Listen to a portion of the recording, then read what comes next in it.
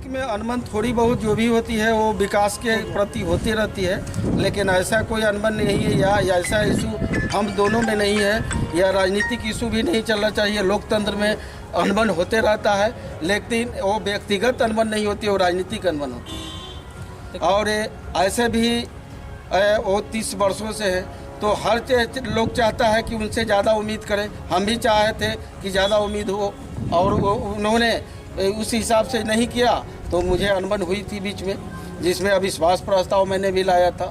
उस अविश्वास प्रस्ताव में सभी लोगों ने जो ऐसे मिलकर जैसे अविश्वास प्रस्ताव लाई थी, हमें बोला कि आपको हम नेता बनाते हैं, और 23 आदमी उसमें हस्ताक्षर लोग किए थे।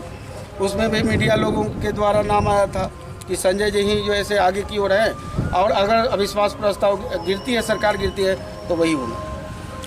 तो अभी मैं भावी उम्मीदवार भी हूँ, और भावी उम्मीदवार इससे हुआ हूँ कि मैंने अभी तक 30 सालों से जो है वो पद पर लगभग फुलवारी को संभाल रहे हैं। लेकिन संभाल क्या रहे हैं, संभाल क्या रहे हैं, वो अपने घर और अपने परिवार को संभाल रहे हैं। लेकिन फुलवारी के लिए बिल्कुल जो है, इसलिए फुलवारी के जनता लोग अब उनसे जो है बिल्कुल जो है हेती हो गई है, इनवाइड है, और एक बदलाव चाहती है। और मुझे एक ही चीज़ चाहिए, 30 वर्षों बनाम 5 साल।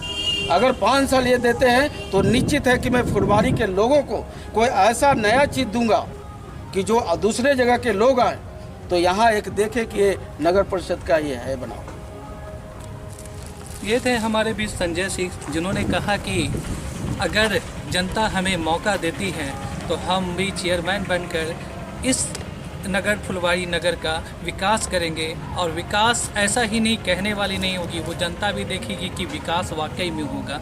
ये बात और है कि इनके बीच आफ्ताब चेयरमैन की राजनीतिक अनबन हुई थी, जो ये चलता ही रहता है। लेकिन आने वाले समय में ये अब देखना होगा कि जनता किसको सराह देती है और आने वाले किसका विकास होता है, वो देखने वाली।